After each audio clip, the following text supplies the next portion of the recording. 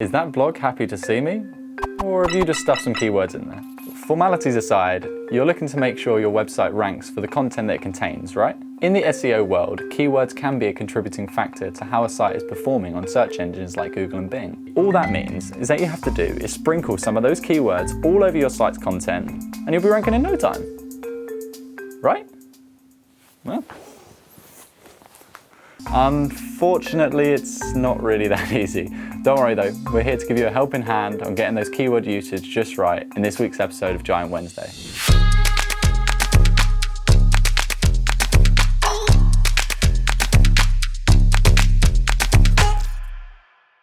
Hi, I'm Adam from Sleeping Giant Media, and I'm here today to talk to you about the optimum number of keywords you should include on your page. If you like what I have to say in today's video, then make sure to subscribe to our channel where we release digital marketing skill-based videos every week.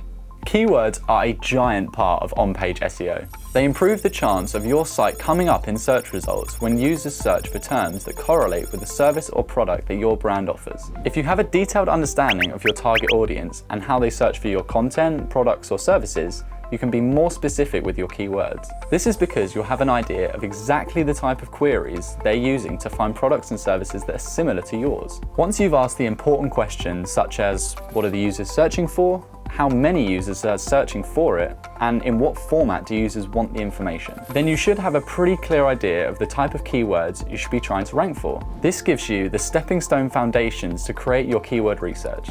When you have gathered all that super accurate and relevant keyword research, it's time to start putting those keywords into action. Way back then, when search engines were in the beginning stages of learning our language, it was pretty easy to be able to use little tricks that nowadays go directly against quality guidelines. The biggest example of this is keyword stuffing.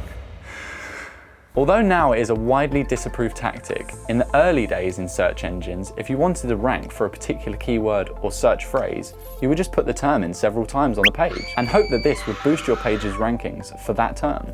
Of course, now that would never work, and you most likely end up in Google's bad books. So we know that we can't just throw keywords left, right, and center on the page where they don't actually make sense. It also wouldn't be very beneficial if we included barely any keywords either.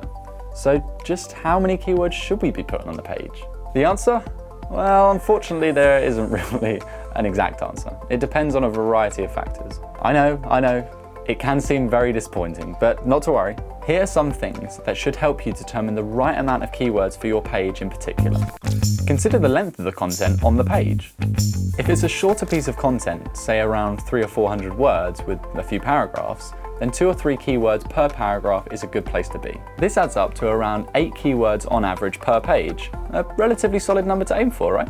If you're going for a longer piece of content, say around 800 words, then using this principle would mean you'd end up with around 15 keywords in total. Don't forget that the number of keywords that you include in your content isn't entirely dependent on the length of the content itself, but also how relevant the keywords are to the page that you're writing. Remember that keywords should fit naturally in content, and the content should always be easy to read, so you never want to compromise the readability of your content over the keywords themselves. This is not only to create a good user experience, which is great for your site, but also stops Google and any other search engine from thinking that you're trying to cheat the system. The more natural the content looks and the better it reads, the better it is for your site. Finally, don't forget that including keywords within your site content isn't just a one-off task.